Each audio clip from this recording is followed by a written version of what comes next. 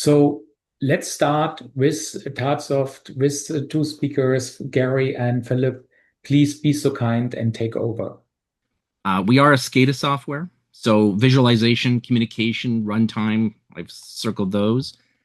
Up on the server level, our software can run on a PC, but it can also run on a server and also does hot standby.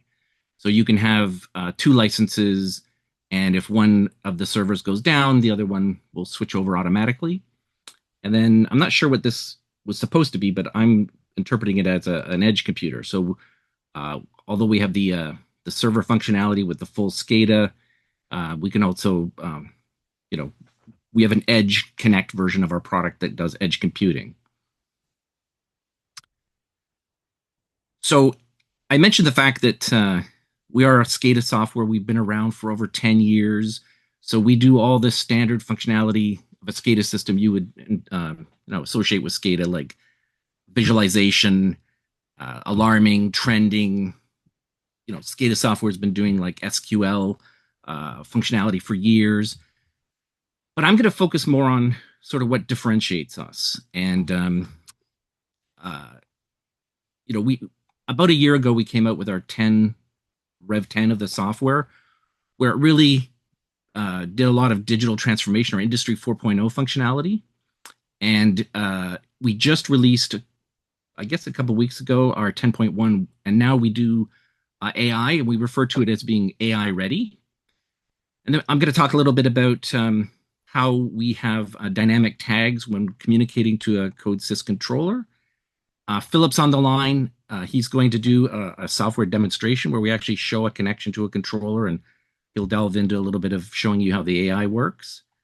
I'll come back. We'll do a talk about the licensing and how that works, and then I want to talk a little bit about our partnerships. So the platform, what's important here is that we're a modern platform. We aren't, an old platform. Although we are over 10 years old, it was .NET from the get-go.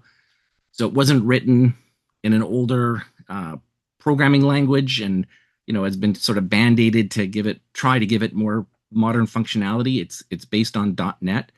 So it is a modern platform, and it does have a good roadmap for the future .NET, whereas some other platforms don't. It's very fast. Some applications, if you only have a couple hundred points, it doesn't really matter so much. But some SCADA software, you can get into thousands and thousands of points, and really there isn't another software on the market that's going to keep up with us in update times. It's a very small footprint. Again, in today's world, PCs have so much disk space and everything, but it depends. Like sometimes you want to run it on smaller devices. Like we actually have a lot of licenses running on Cisco routers. So the small footprint is very important in that case. It's multi-platform. So, most SCADA software runs under Windows, but more and more Linux is becoming a thing. Because it's built on .NET, there's also interoperability with other .NET applications. And that's really important for customers and clients, because there's a lot of customers. What I've learned in the last 6 months is that there's a lot of integrators and machine builders who have built their own applications that are very industry specific. So by implementing frameworks, the interoperability between their software and our software is very good, and they can do some things that they can't when they try and use other SCADA software. One of the most powerful things about frameworks is the scripting. So a lot of SCADA software started out with proprietary scripting and then moved to Visual Basic. We have C#, Visual Basic.NET, and also Python. And an important thing to point out is that the Python is true Python. So it's not Jython or an older version. We can use Python right up to the newest version. And it's also AI ready, which I'll talk about a little bit more here. So for digital transformation, again, I mentioned that I'm newer with the company, but I'm pretty sure 10 is when we really, a year ago, last year, It strengthened our digital transformation, our Industry 4.0 functionality. So we can be MQTT and or Sparkplug, which is important, Sparkplug B, because that's important because typically MQTT is used in an IT environment and Sparkplug B tends to be more real time. And there are SCADA software out there that, again, are trying to catch up, but are only MQTT or have just only recently come out with Sparkplug B. But again, they're only client, whereas we have a built-in broker, which is very unique. Not very many SCADA packages have a built-in MQTT or Sparkplug B broker. And we can be a broker and or a client or any combination thereof. And the other important thing is that you can scale easily. So what I like to say is when we do our digital transformation, or when you want to do yours, you can use just our product. So we have the broker. We can have clients connect both on the OT and IT side. And it's everything you need to start your digital transformation and create what's called a unified namespace. But if down the road you want to grow and your IT decides to put in an external or enterprise broker, within our software, we simply point to which broker we're using, which can be the internal. And if you want to switch to using an external broker, you just change the IP address of where that broker resides, and that's all there is to scaling to using a larger enterprise broker. AI ready. Again, this is something that we announced in the 10.1 software. And there's three main parts to our AI readiness. MCP, I don't know, it's something that's becoming more and more known, but not everyone knows about it yet. It stands for Model Context Protocol, which is an open standard for connecting language models. So what that means is that we make information or data within frameworks available to these AI agents. So in practical terms, you can just ask through an AI agent something like, which machine had the most downtime today? And it'll go out and get you real data and show you what happened in your process. ML.NET, again, I'm not sure how many people are familiar with it, but that's Microsoft's machine learning framework. It lets you build, train, and use machine learning models like anomaly detection. And there are websites out there with open source models to do different types of machine learning. So you can incorporate those right into our software. And last but not least, we have a frameworks trained AI assistant. So anybody that's used AI to do things like write some code or how to do something in a piece of software, I find that it gets it wrong several times. Ours is trained on the framework. So when you ask it a question like, how do you create a trend? The information that you get back the first time is accurate.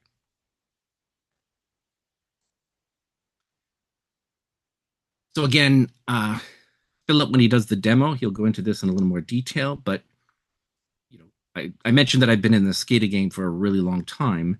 And originally, each tag that you create in the SCADA, you had to create, manually. And then just to, speed up productivity, we started doing things like creating a spreadsheet with all your tags that you could import.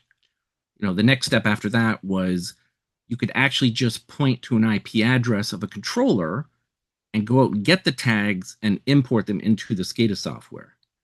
Well, we've taken it one step even further.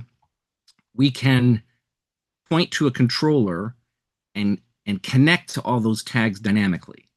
So over here on this side, you see this is what's called an asset tree. So you see PC handler here. This could be MQTT. Like there's, it's a way to organize all your data. And what happens is it's not only does it make all the tags that are in your controller accessible to our application, but it's dynamic. So that means that when the controller, if you add tags in the controller, there's no configuration required. Those tags automatically appear in frameworks without having to do any configuration. So again, Philip will show how that works. And on that note, Philip, if you want to take control. All right. Okay.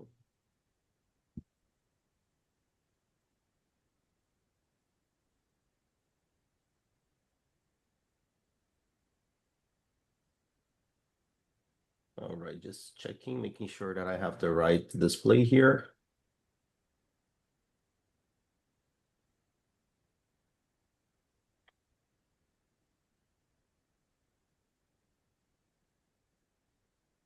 Okay, can you see my display?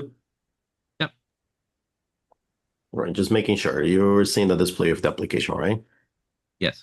Okay, perfect. Thank you. So hello, everyone. I'm Philip Tomaszewski. I work for Tatsoft for 8 years already. Application engineer here. And I'm going to show you guys a little bit on how we created these connections with CODESYS and how, after all, the application runs in runtime. So let's start with the end of this. So let's start taking a look pretty fast into the application that we are going to present today. It's a very simple dashboard with a lot of power. And the power is not only in the graphics, not only in the information we provide, but as Scott mentioned it before, this power is on the way we handle things. And when I say that, I'm talking about the way we can connect to the controllers and bring the information without even have to create a single tag inside our system. As you guys can see here, I can navigate from one panel to another panel in the cities, into different places, and all of this data is being collected from our controller right now in real time. And I will show you a little bit later, but there is no tag creation. That is nothing that I had to manually configure into my application besides the connections that has to be done to achieve this kind of a display, this kind of processes running into our computer. Another interesting thing that I would like to share is, as mentioned, the capability with the connections for AI. So if I go, for example, here into a component like a cloud client here, and I open to see my connectors here, you see that right now I have a connectors. Let me see here. It's called CODESYS demo. That is the application that is running right now. If I click on that, it will provide me with a set of functions that my solution can give me and the information that that can provide to me. So let's get a basic example here. I can go here and I say, for example, return for me the solar panels power output in Spain, for example. So once I do that, basically the cloud client will connect to our MCP server. So the MCP client connects to the MCP server that we have running and collect this information in real time. So let's see the results here. Okay, so it's bringing information from there. And let me get to, it brings me some information. It's very interesting because it can mix information between what is bringing from my system and information that is bringing from like different sources. And I can connect and this is interesting because this connection is a two-way. So I can even connect from my system and collect data, or I can connect to my system to provide data. So it's very interesting that's this connection and how it works with AI.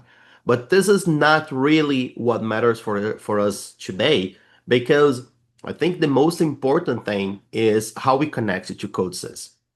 So let's go to the engineering pretty fast.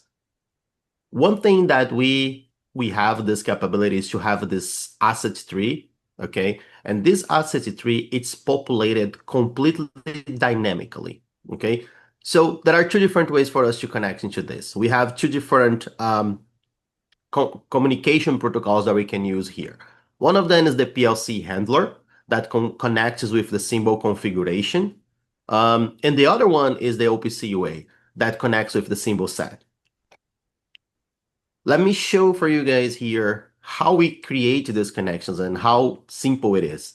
So basically here I have the two connections under the tag provider services, and the configuration here that I have is basically only information related to the connections. So I have the URL, I have the username and password, And basically that's all. I can disable or enable security. I can add like Windows authentication, but that's just basic OPC UA connection information.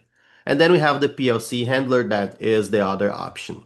To create one of them is pretty simple. Just push this button, choose what kind of tag provider service you want to use.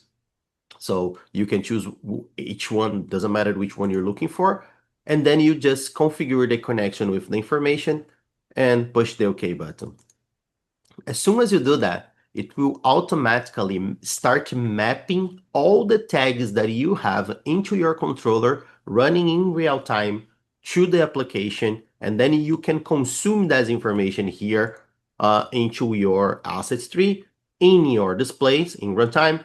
But not only that, you can consume that in the historian, you can historize this data, you can consume to create alarms, you can use that inside the scripts, you can generate reports. So every single module inside the application can make use of this data that is being that we are bringing to the software dynamically without having to go here and creating tags manually, tags locally inside the application. So after all, the magic that we want to present is this capability of creating an application pretty fast. Basic application like this one here, we could create that in about what, 10, 15 minutes. And we have two demos that we presented like 2 weeks ago that basically show that we creating these demos in like 10 minutes. And with that said, imagine when we have to develop a solution, or you have to deploy a POC for a customer. And in just a few minutes, you can use this platform to connect to the controller, to CODESYS, and provide information in real time for your customers, provide historization, and even provide connections with cloud computing, with intelligence like AI. It's very powerful and pretty simple to configure. So I think like my point for today is focus on how simple it is to configure and provide information in real time with the connection that we have in between frameworks and CODESYS. I think that's it for me. I'll let you move forward, Scott. Thank you.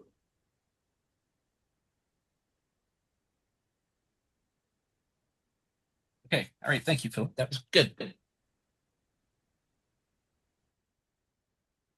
So just a couple more slides to go through, which is licensing. So with frameworks, we have three product families. There's Enterprise, Machine HMI, and the Edge Connect. The Edge Connect being the edge computing that I showed on that original slide. With the Enterprise, we have an unlimited version, and that's unlimited I/O, unlimited clients, but also unlimited functionality. So you don't have to buy the unlimited license and then have to buy modules to give you the functionality that you think you're going to need. You simply buy the unlimited, and then all of the functionality that you ever see on our website or we describe to you, it's all available to you. Under Enterprise, we also have a version that's scaled by I/O. Some people like that, that unlimited I/O freedom or peace of mind, but there is one that's 15,000 tags, and if your application or 15,000 I/O points, if your application only uses a couple thousand, there is a cost advantage to using the scaled I/O versus the unlimited. So that it almost becomes in practice like an unlimited because it's so much higher than what you need. And we call that right sizing the license. And of course, there's a cost savings for using the versions that are scaled by I/O. The only difference between the Enterprise and the Machine HMI is the range of I/O. So even the Machine HMI can do all of the functionality, even the AI. And you can have an HMI on a machine that has an MQTT broker on it. So you could be sharing information with MQTT or SparkPlug-B clients. And then, of course, the Edge Connect is the edge computing license. And The only things missing from that are obviously displays, because it's just an edge computing device, alarms, and the historian. But it still has all the scripting, all the Industry 4.0 functionality, and the AI functionality we've been talking about. So for partnerships, reach out to myself or one of the other frameworks people, and you'll find that I've talked to some people that have wanted to create partnerships with other SCADA software, and there's very hard to reach the right person. We're much more approachable and want to work with partners. So the first point, we're talking about embedding or accelerating your time to market with that expanded functionality. So it's a proven .NET platform, and it's already MQTT ready. So if you want to offer that industry or that digital transformation functionality to your customers, you can get there much quicker. Own the brand. We are very willing to white label our software, meaning within a short period of time, usually a couple weeks or so, we can actually take out the Tatsoft or the frameworks labeling inside our software and put your own brand on it. So customers will think that it's your software because you're white labeling it from us. Differentiate your machines, by providing, all these different functionalities that we've been talking about, like the SCADA, the analytics, remote connectivity to your machine. A big point is the future-proof architecture, with all the, most advanced Industry 4.0 functionality, and the fact that it's AI ready. Again, you don't have to worry about the software not giving you all the features you want. We're not only out in front that way, but continuing to develop new functionality. We do co-development, so we can, again, there would have to be a volume that makes it make sense, but we can look at doing conversion of if you are currently using another product, we can help, or depending on the situation, maybe even do it for you, convert your application for you. Again, subject to a per case basis, but we have looked at allowing people to have access to our source, and of course working directly with our engineering people. And a big point too is that a lot of this functionality offers a new revenue opportunity, offering AI insights to your customers, analytics services, data connectivity, so that they can start sharing information from your processor machine with other software, so that everything starts working together. There's a lot of value in that, and you can charge for it. So it's a revenue opportunity. Finally, this is the resources for our website, the support. We actually have done totally redone our online documentation, and it's extremely extensive. So I welcome you, or encourage you to check out our online documentation. And there are some videos now too for how to configure some of this functionality. And that's it for me.